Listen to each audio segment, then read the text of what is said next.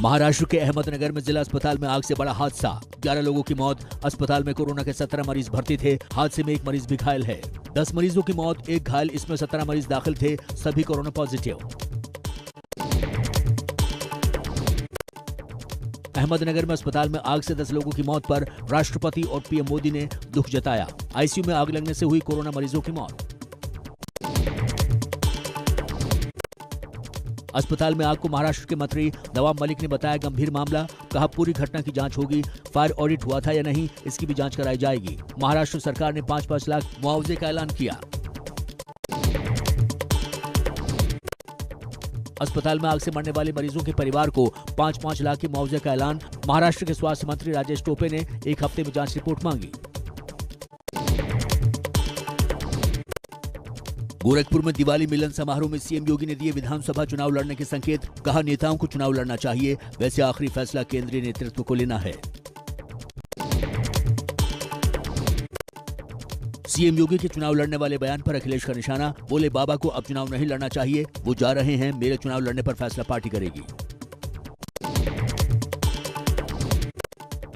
Petrol diesel पर tax कम करने को लेकर समाजवादी पार्टी के अध्यक्ष अखिलेश यादव का मोदी सरकार पर निशाना। बोले उपचुनाव हारते ही पेट्रोल डीजल नजर आने लगा, सिलेंडर क्यों नहीं दिख रहा। जिन्ना को लेकर दिए बयान पर अखिलेश यादव कायम। कहा लोगों को दोबारा किताब पढ़नी चाहिए। जिन्ना की सरदार पटेल और गांधी से तुलना पर हुआ था विवाद। अखिलेश के जिन्ना वाले बयान पर योगी ने बोला हमला। कहा महापुरुषों का अपमान किया जा रहा है, जिन्ना के डायरेक्ट एक्शन को नहीं भूलना चाहिए। यूपी बीजेपी के अध्यक्ष स्वतंत्र देव सिंह ने अखिलेश की तस्वीर ट्वीट करते हुए बोला हमला। लिखा समाजवाद की बात करने वाले यूपी के शहजादे जहां जाते हैं अपना सोफा साथ लेकर जाते हैं। यूपी के औरैया की रैली में सीएम योगी बोले 4.5 साल में एक भी दंगा नहीं हुआ, दंगे की कोशिश करने वालों को बता दिया गया, इतनी वसूली होगी कि 7 पीढ़ी भी नहीं कर पाएगी पूरी। चंडीगढ़ में तेल की कीमतों को लेकर सुखबीर सिंह बादल की अगुवाई में अकाली दल ने प्रदर्शन किया। सीएम चरणजीत सिंह चन्नी की आवास की तरफ जाते हुए पुलिस से हुई झड़प। यूपी के सीएम योगी आदित्यनाथ ने इटावा के सैफई में सेंट्रल जेल का उद्घाटन किया। मुलायम सिंह के dream project Saifai central jail में करीब 276 करोड़ रुपए खर्च हुए हैं। 2015 में रखी गई थी नींव। 5 राज्यों के विधानसभा चुनाव को लेकर बीजेपी राष्ट्रीय कार्यकारिणी की कल सुबह 10 बजे से बैठक। पीएम मोदी भी होंगे शामिल। आज बीजेपी महामंत्रियों की बैठक।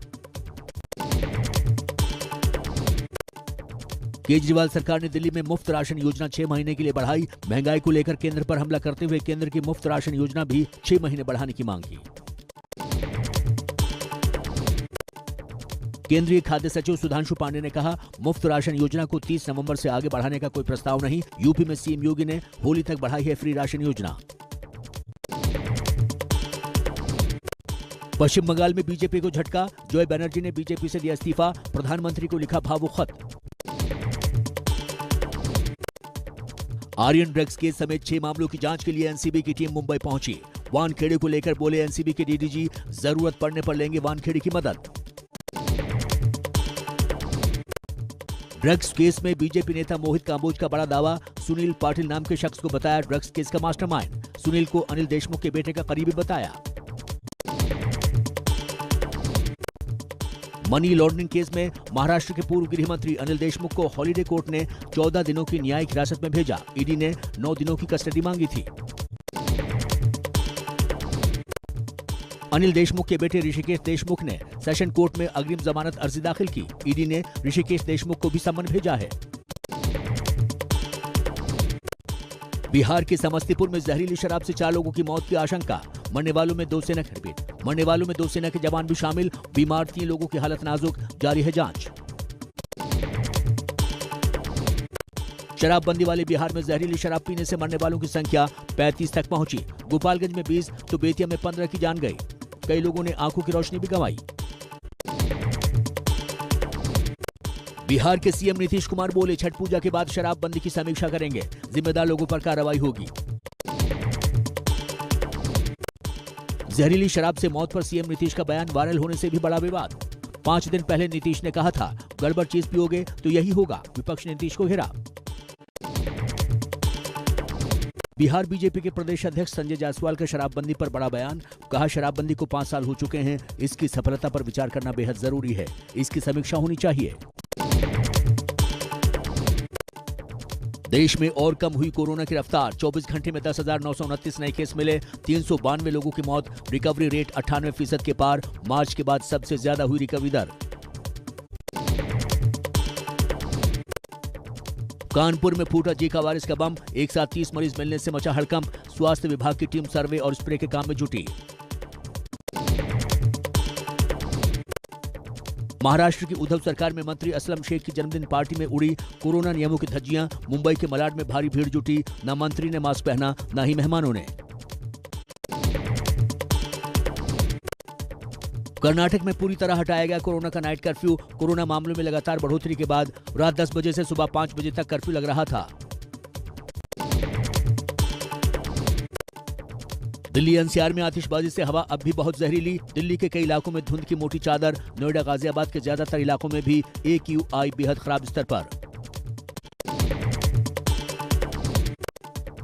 दिल्ली में प्रदूषण के मामले में टूटा रिकॉर्ड। केंद्रीय प्रदूषण नियंत्रण बोर्ड के मुताबिक पिछले 5 साल में दिवाली के अगले दिन दिल्ली में सबसे खराब एयर क्वालिटी दर्ज की गई। आतिशबाजी और पराली का जलना बड़ी वजह।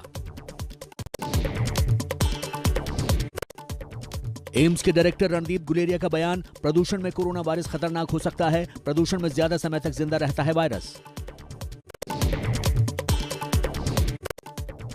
पराली खत्म करने के लिए घोल के छिड़काव की योजना को लेकर बीजेपी का केजरीवाल पर आरोप। हरीश खुराना बोले, घोल 40,000 का, छिड़काव पर खर्च 23 लाख और केजरीवाल के प्रचार पर करीब 16 करोड़ खर्च।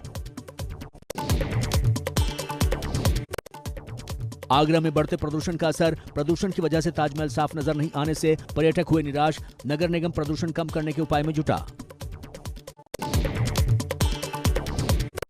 हरियाणा के रोहतक में जहरीली हुई हवा। एयर क्वालिटी इंडेक्स खतरनाक स्तर पर पहुंचा। पंजाब के अमृतसर में किसानों ने पराली जलाई। पराली नहीं जलाने के लिए प्रति एकड़ 7,000 रुपए की मांग रखी। पंजाब के लुधियाने में भी पराली जलाते नजर आए किसान। पंजाब के मंत्री भारत भूषण आशु बोले, किसानों समेत सबको प्रदूषण की चिंता करनी चाहिए। केंद्र सरकार के एक्साइज ड्यूटी कम करने के बाद से अब तक 22 राज्यों ने वैट घटाया। महाराष्ट्र, बंगाल, दिल्ली, पंजाब और राजस्थान समेत 14 राज्यों ने वैट कम नहीं किया। पेट्रोल डीजल के दामों पर जारी सियासी घमासान। बीजेपी का विपक्ष पर निशाना। पूछा, कांग्रेस राज्यों ने वैट क्यों नहीं घटाया। दिल्ली के मिलेनियम पार्क में छठ पूजा को लेकर तैयारियां जारी। आम आदमी पार्टी विधायक सौरभ भारद्वाज ने लिया तैयारियों का जायजा।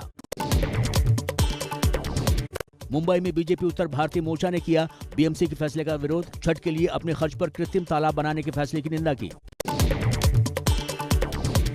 बिहार के हाजीपुर में अपहरण के बाद 12 साल के छात्र की हत्या। 2 दिन बाद गोदाम से मिला शव। घटनास्थल से चाकू भी बरामद।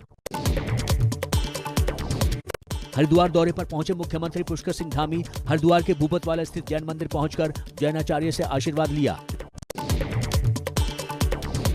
भैया दूज पर सर्दियों के लिए बंद हुए केदारनाथ धाम के कपाट। 6 महीने के लिए शीतकालीन गद्दी ऊखीमठ में विराजमान होगी। 6 महीने तक ऊखीमठ में ही पूजा और दर्शन।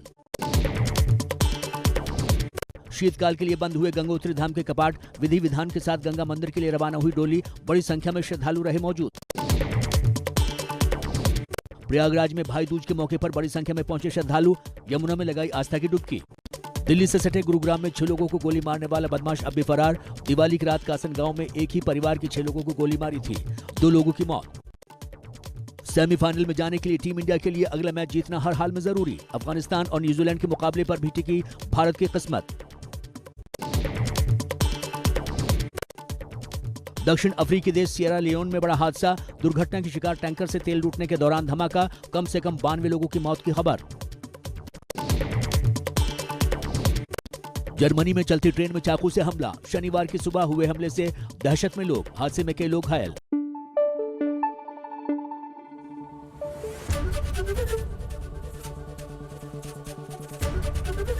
एबीपी न्यूज आपको रखे आगे।